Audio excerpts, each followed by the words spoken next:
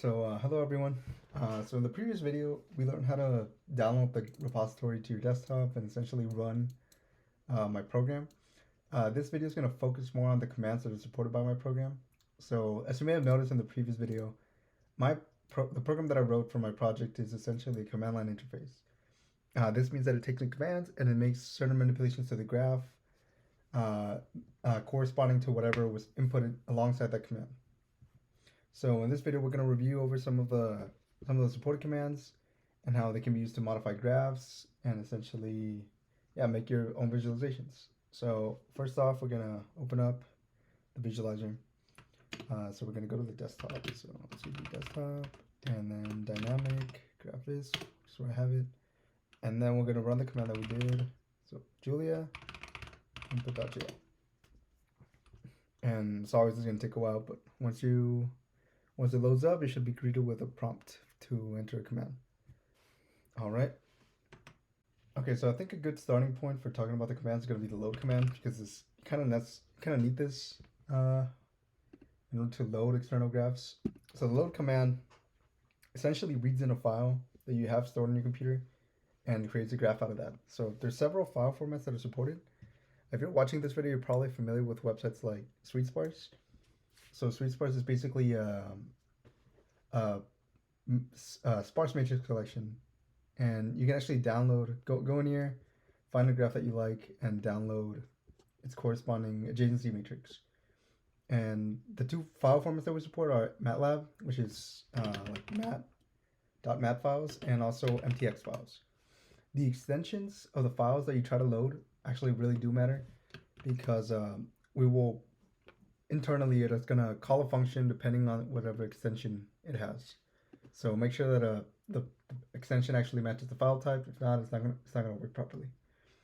But yeah, so there's 4 file formats supported by the load command: MAT, MTX. It's also VAC, which is a custom file format. It's basically a text file that we developed. Me and Nicholas Campo, which is another undergraduate researcher, we developed for this project. And we also have JLD, JLD, which essentially stands for Julia Data Structure. This actually stores like the binary code for graph objects. So you try to open it, like you're not gonna understand anything. It's a binary file. Actually, we could probably try to open one. I don't think it's gonna let us. But yeah, it's not gonna let us because it's a binary file. But stuff like VAC, it's actually pretty readable. So yeah, so stuff like VAC is pretty readable. This format was made for this project. So the first line, it tells you the version number, and for the purpose of this project, it's always going to be 1. Then it tells you whether the graph is directed or undirected. The U stands for undirected, but if this was a directed graph, this would actually be D. But let's just leave it as U. The next line, it's either going to be a U or a W, and that's going to tell us whether it's undirected, unweighted, or weighted. So in this case, we have an unweighted graph. Then the following lines, up until the end of the file. So lines that start with the letter N are going to specify a node. So this is saying this line represents a node with label 1 at the x coordinate, whatever this is, 0.25 basically, and y coordinate 0.23, with a fill color of white, an outline color of black, and a label color of black with a size 10. So these are actually kind of like the arguments that you're going to be inputting for some other commands. So it might actually be good to take a look at them. So for nodes, these are basically all of the specifications that you can make. You can specify the label, x coordinate, y coordinate, fill color, outline color, label color, and size. Edges, so lines that start with E in this file specifies an edge. So essentially, a source node with label 2 and a destination node with label 1. So essentially an edge between this node and this node, because this node has label 2, this node has label 1. The edge has a weight of 1, and basically all of the weights are going to have a weight of 1 because this is unweighted. The color of the edge is black and line width is 1.0. So the line width is essentially how thick the line is. You can change this. You can actually change these values normally. I'm just gonna leave it as 1. So yeah, so that file was bfs.back. So we can actually load up this file by using load and then the file name. So one important thing to note is that this is inside the resources folder. So we need to specify like, okay, so in our current directory, there's a folder called resources. And inside of this, there's bfs.back.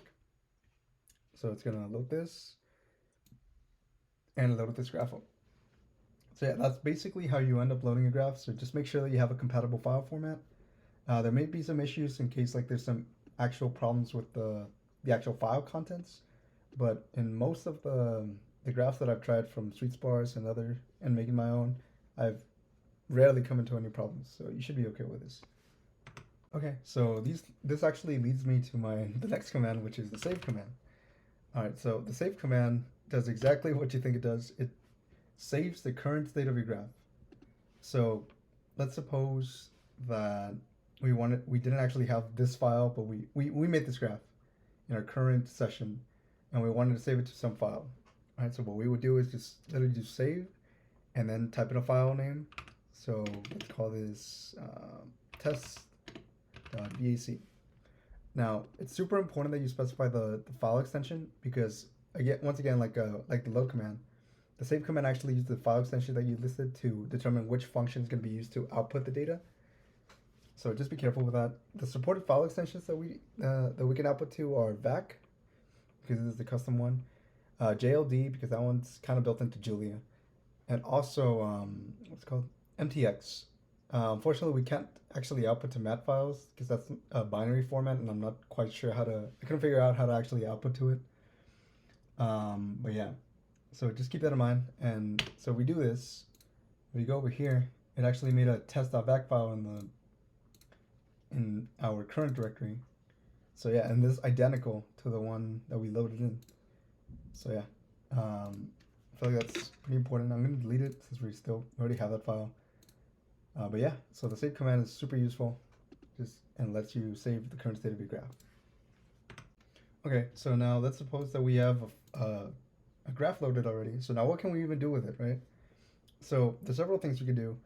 So the first thing that comes to mind is, okay, let's say I want to add a node. How do we do that? So the way you would do this is literally with the add command. So the add command takes in one specific requirement, which is, are you going to add a node or are you going to add an edge? So if we want to add a node, we could do add n or add node. So I'm just going to do add node for the sake of readability. But yeah, so this would essentially, if we were to input this, it's going to add a node, in this case node 7, to the graph. So we can do this like over and over again. So we do add node. You can see that it's going to place a node 8 right on top of node 7. And you can't really see it because it's overlapping. But yeah, you can actually do that. And we can also add an edge. In the case of the add edge, we actually need to specify the source and destination nodes. So let's say we need to specify the label. So let's say we want to add an edge from the node with label 1 to the node with label 5. So we would do add edge 1 to 5. No, I'm sorry. I did 1 to 4, but that already exists. Let's do 1 to 5.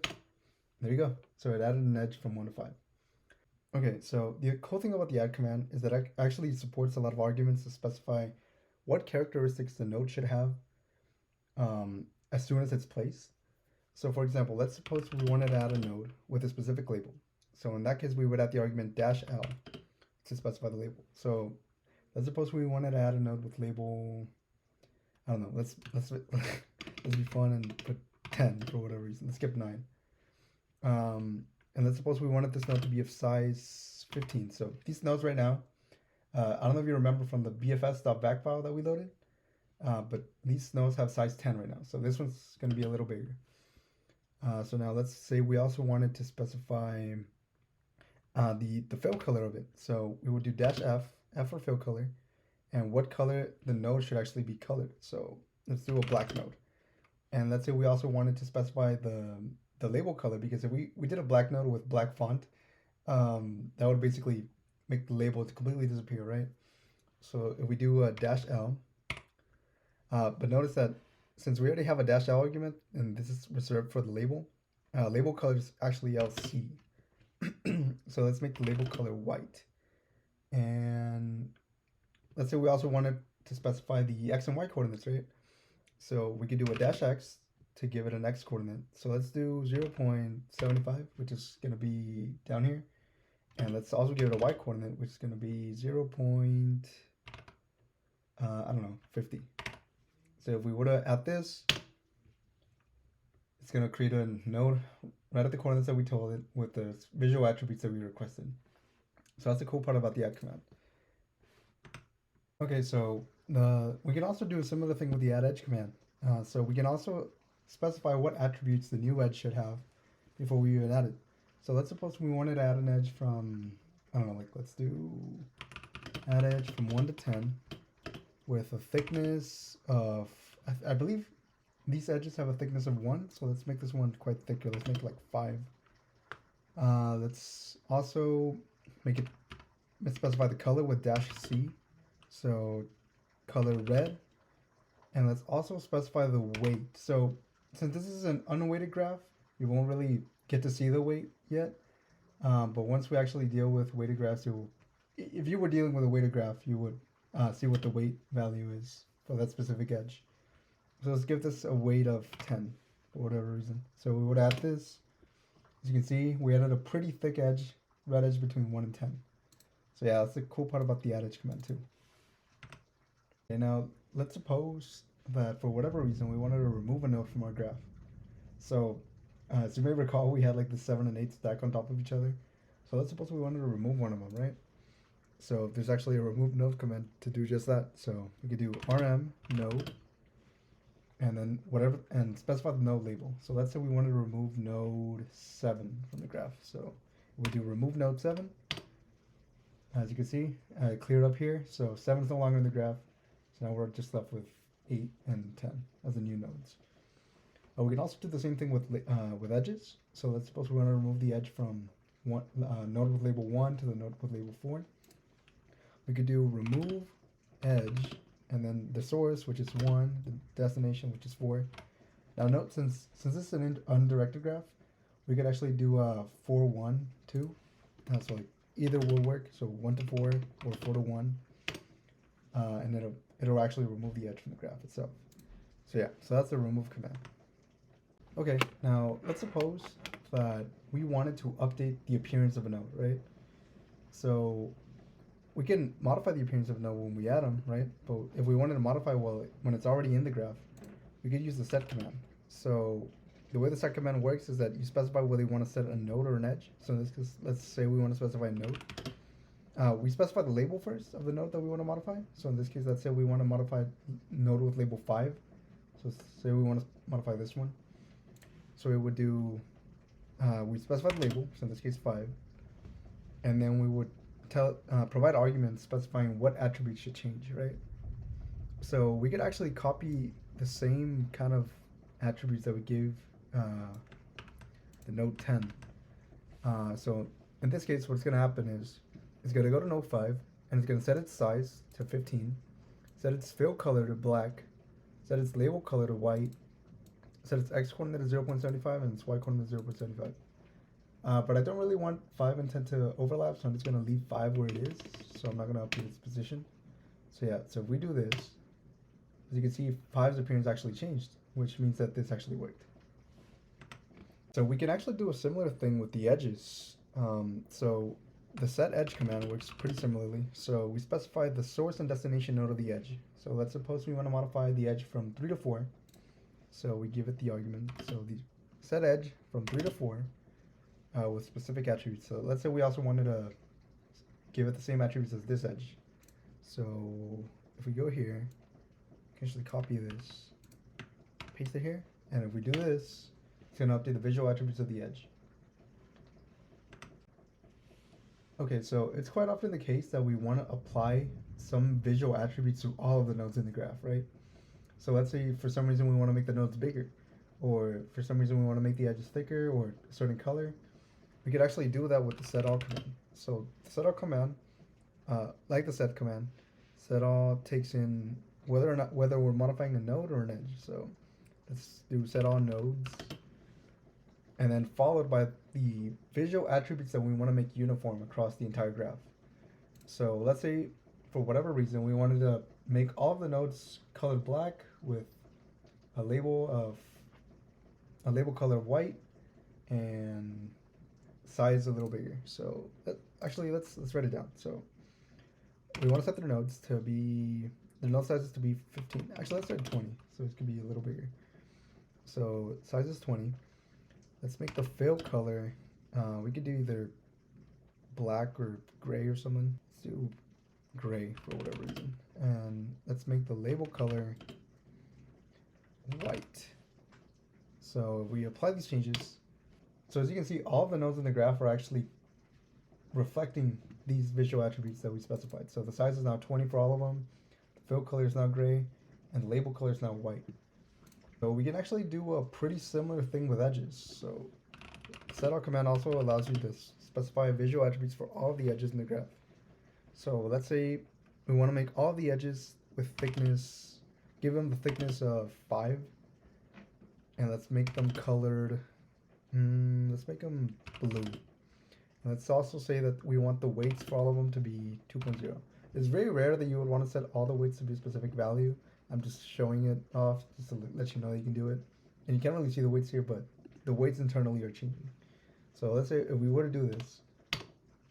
So as you can see, all the edges, the color and the thickness changed to be uniform and comply with all of these 3 values that we specified.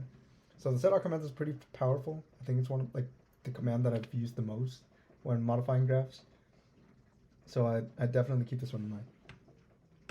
So we've actually done quite a bit of changes to this graph, so it might be good to save it as it is. So let's say we want to output it to a VAC file.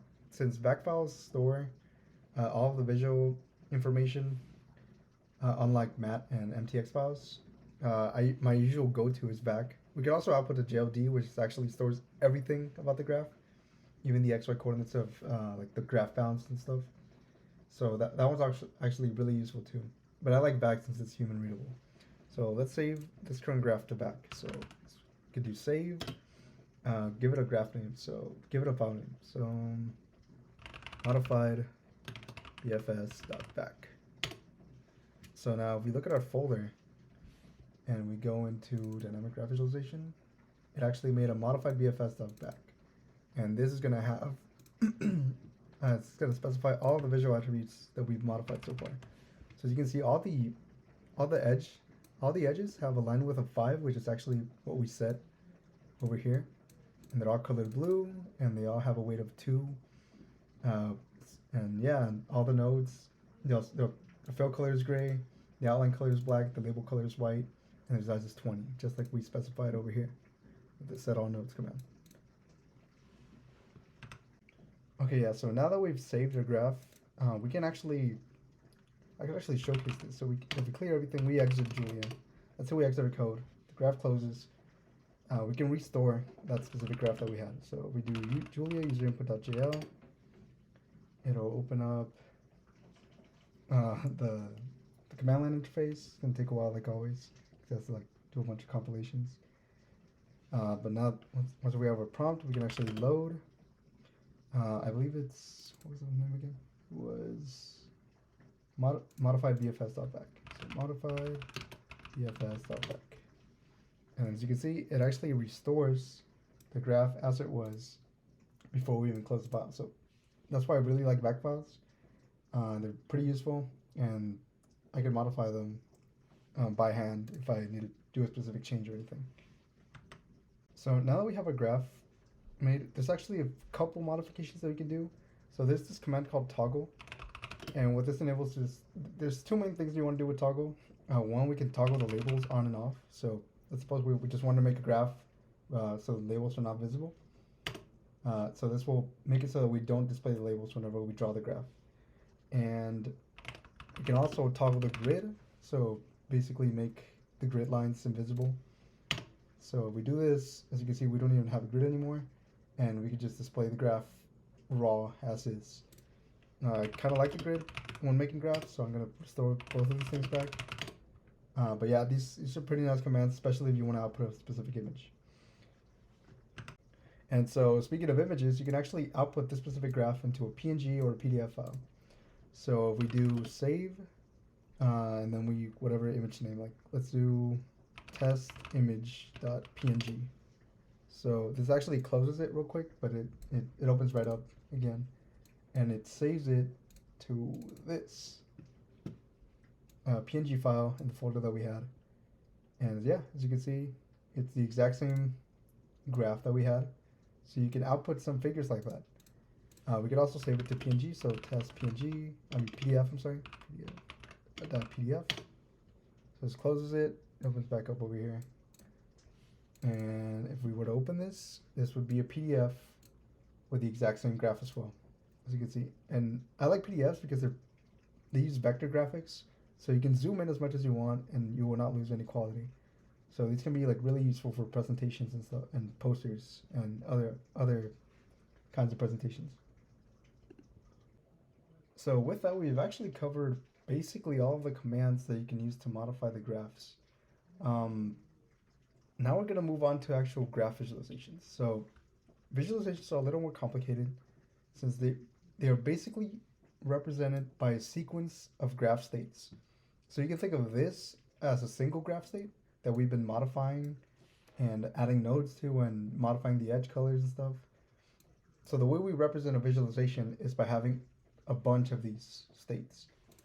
And in order to make visualizations, we actually need to go into the visualization editor, which you can do with the viz command. So we do viz, go in, and we're now in the visualization editor. So I'm going to clear this up, and we're going to start making visualizations. So when you start up the visualization editor, you're going to see a couple things. So this is the normal command prompt that we had, except that now we have state and then a number over another number. So this number, the first one, tells you which state you're currently in. And this number tells you how many states there are in the entire visualization. So right now we only have one state, which is basically this one. But now let's suppose we wanted to add another state, right? So we can duplicate the current state with a dupe command. So the dupe command essentially takes the current state and makes a copy of it. So we need to specify which state we want to duplicate. In this case, we want to duplicate the first state since we're in state 1. So we're going to do dupe 1. And if we press enter, successfully created 1 duplicates of state 1. And now as you can see, we have 2 states. This number increased. So we can actually go to the next state with the nx command and the previous state with the pr command. As you can see, there's not really any differences between the 2 states. But if we make a change, let's say on state 2, let's make one of the edges red for whatever reason. So if we said set edge from 2 to 4 dash color red. The color's now red. So if we go to the previous one, the edge is still colored blue. So as you can see, there's actual differences. There's actual differences between the 2 graph states. So this is extremely powerful, and although it can be very tedious to write down, like modify your individual attributes little by little, this is the basis on the entire foundation of this entire product. How you can convey information and processes through the manipulation of these attributes. Okay, so now that we've specified like how visualizations are going to be working, I think it would be good to showcase some of the basic functions for dealing with these visualizations. So the most useful command in my experience has been the dupe command. So the dupe command essentially takes in as argument a state, and optionally you can provide how many duplicates you want to make of that specific state. So let's say, we want to make a duplicate of state 2, and by providing the -n argument, you can tell it how many duplicates we want to make. So let's say I want to make 5 duplicates of state 2. So if we enter this, it's going to create 5 duplicates of state 2.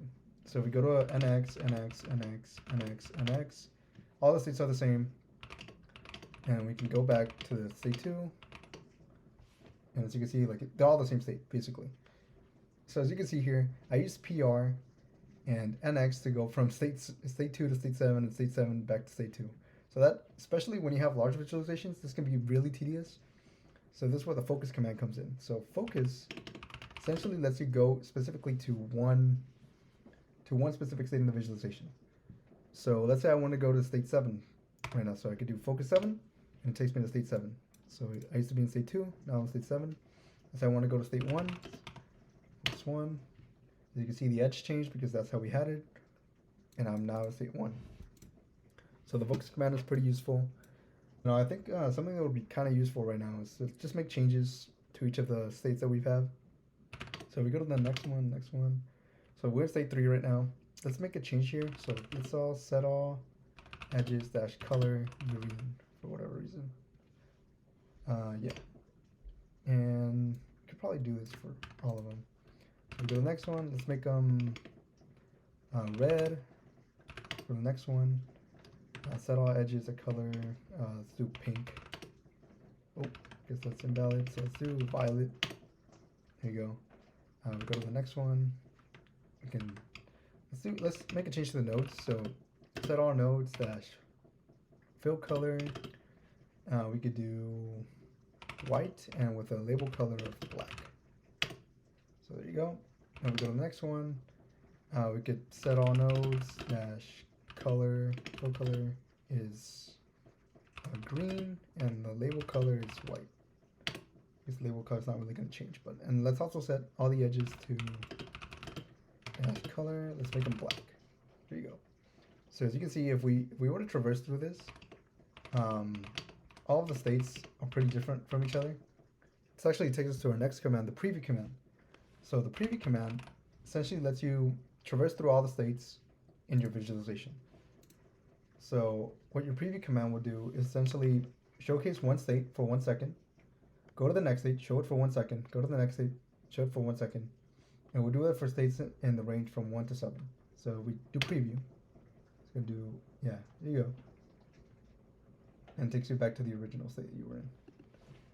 So we can also modify the time interval that each state is showcased for. So we can do a dash T, and let's say we wanted to specify each state in the visualization to last 2 seconds. So we specify 2, and then let's say we can also specify start and end state. So if we do a dash start, we can tell it like, oh, I only want to see states from at index 3, and I also want to, and I only want to see states up to index, I don't know, let's do 6 for whatever reason. So it's only going to showcase states from 3 to 6, I'm sorry.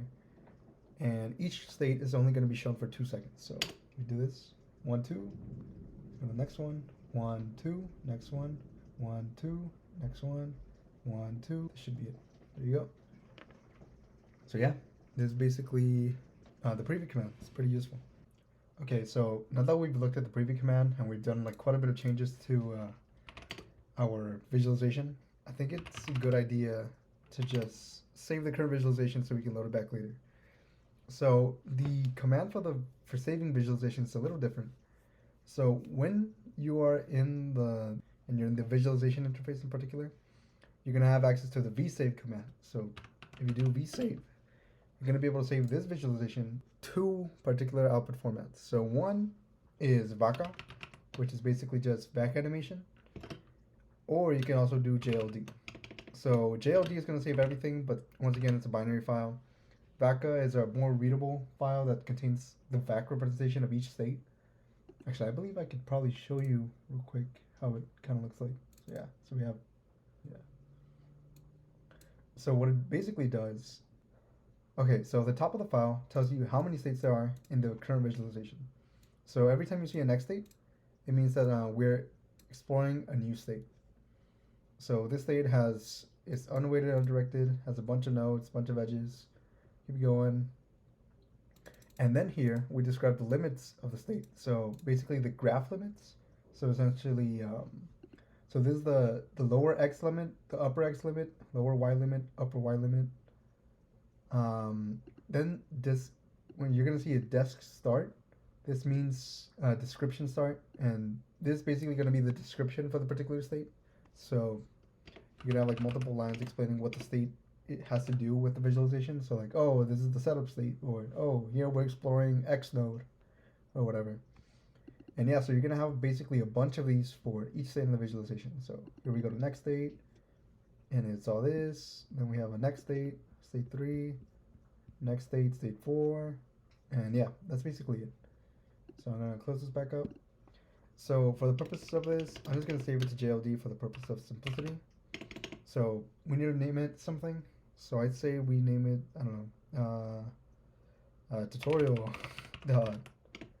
JLD. And as you can see, if we go to our folder, there should be a tutorial. Yeah, it's right here, tutorial.jld. This is a binary file, so I'm not gonna open it. But yeah. So now we can clear this, and we can actually, you can probably close out of everything actually. Oh, my bad. And exit this.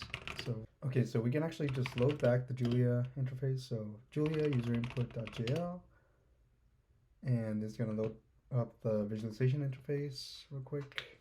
But once you boot it up, you can just do viz, go into the visualization editor, and we're gonna start out with an empty visualization, but we can use the vload command to load tutorial.jld, and this is gonna restore the exact same visualization that we had previously. So as you can see, yeah, there you go. So we're gonna go focus 1 and clear this up. And yeah, that is basically how you load and save visualizations in this command line tool. Okay, so now that we've showcased how to load and save visualizations themselves, I think I'm just gonna proceed to showcase some of other useful commands when it comes to visualization creation. So it's often the case that we want to delete a specific state from a visualization. So maybe like we added a duplicate one, or we figured like, hey, maybe adding this state isn't very useful. So let's suppose for a second that we wanted to delete state 3. So state 3 is this one, so it has like green edges. We go to the next one, it's the red one. If we go to the previous one, it's the blue with the red edge. So let's say we want to delete state 3, we would use the delete command. So you could do del, and then this you would put the state that you want to delete. So in this case, we want to delete 3. So delete 3, and there we go. So as you can see, the number of states actually decreased from 7 to 6, and we were shifted down to state 2. And so we go to the next one. We can see that now it's the state with the red edges, and state 3 is basically gone. So I'm just going to restore JLD. So now we have state 3 back because we loaded back the file. So yeah, so delete is pretty useful. So the other cool feature that we have is we can actually move states around. So suppose we wanted to move state, sort of state 1. So let's suppose we wanted to move this state so that it could go after state 7. So we would do mv for move, and then the state we want to move, which is state 1, and destination position. So we want to place this at states where state 7 currently is. So we would shift this over to 7. Graph state 1 is successfully moved to index 7. So if we go to the next one, yeah. So if we go to focus 7, we can see that this is actually state 1. And if we go to the previous one, this used to be the old state 7. So yeah, the move command is pretty useful too. I'm just gonna clear everything right now. So another command that's pretty useful too is the swap command. So swap does exactly what it sounds like. It's gonna swap essentially 2 states with each other. So the way it works is just swap, and then you would specify the state you want to swap with the other one. So let's do 1. So actually, let's see what state 1 is. State 1 is this. State 2 is this. So let's say we wanted to swap these two. So we could do swap state 2 with state 1. So we do that. We're currently at state 2. So if we go to the previous one, it should be the one with the gray, yeah, the gray nodes and the green edges. So yeah, the swap command is also pretty useful. So the visualization interface has this command called vsave, which does exactly what it does. It saves a whole visualization rather than a specific state. Note, if you wanted to save a specific state, you would do save and sload. So just keep that in mind. It's different from the non-visualization interface. So yeah, so right now we want to save a visualization, so we do vsave, and we actually have a few options. So we previously saw that we could output to a JLD or also to a backup file, but we can actually save the figures too. So the way we do this is, let's suppose that we wanted to save to a GIF file. So a GIF file is actually pretty simple. We would just specify the file name with a .gif. So let's say tutorial.gif. So it's gonna close that for a bit, and it's gonna actually create a GIF file over here. So for some reason macOS, yeah, there you go. If I were to open this, macOS doesn't really like displaying them, but yeah, this is the GIF and all of the frames. So as you can kind of see it here in the Finder window. But yeah, it's basically a GIF showcasing all of the frames in the visualization. So we can actually do some other cool stuff with GIFs. So right now we outputted a tutorial.gif file. Now let's say we wanted to customize the GIF a little bit. So let's make a tutorial2.gif, okay? We can actually provide it with some arguments. So the main one would be -dpi. So this specifies the dots per inch for the GIF. So basically it's the resolution of the GIF. By default, I believe the DPI is 150 dots per inch. But if you wanted to make it a higher quality GIF, you could do something like 250 or 300 or something. Note that a high DPIs can make this command take a long time to execute, so just be aware of that. And there's also two more arguments that we can provide. So there's start and end. And this is actually pretty similar to the preview command that we talked about earlier. So it's basically gonna, if you provide these two arguments, it's gonna only output graph states between the indices start and end inclusive. So let's say we only wanted to output from states from index 2 to index 6, let's say.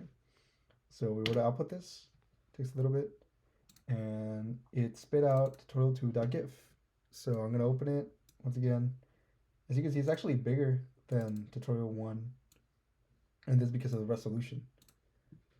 But yeah, so this only has states from state 2, so 2, 3, 4, 5, 6. It doesn't have anything else, so it only has 5 states. But yeah. But sometimes we don't really want to save GIF files, right? Sometimes we want to like get the actual figures. So one way to do it would be to just do state save, and then like the current state to, so we would do state save state 1 to state1.pdf or whatever. And as you can see over here, it actually outputted to, where is it? Yeah, state1.pdf. It's basically this. So we could do that technically for every state, but I actually implemented some shortcuts for this. So instead of saving each individual state, if we could do a visualization save, so it's going to save the whole visualization, then we specify the output format that we want our figures to be. So we can either do PDFs or PNG. So I'm just going to do PNG just because. And then we specify the folder name. So the name of the folder that the figures are going to be output to. So let's call this folder tutorial folder.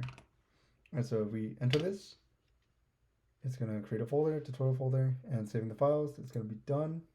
So if we go to our visualization folder, so you can see it's right here. So we open it, and there we go. We have our 7 states. So 1, 2, 3, 4, 5, 6, 7.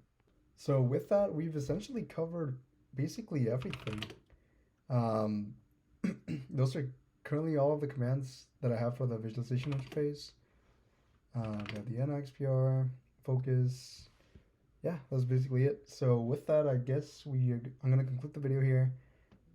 So in the next video, I'm actually going to showcase how you can write code to automate the creation of some of these visualizations. Because you may have noticed it can be a little tedious to write out all of the individual states, like how they change from each other and stuff. So being able to automate and create visualizations from that is super useful. And I'm going to try to explain it to the best of my abilities. But yeah, hopefully have a good one, and that'd be it for right now. Thank you.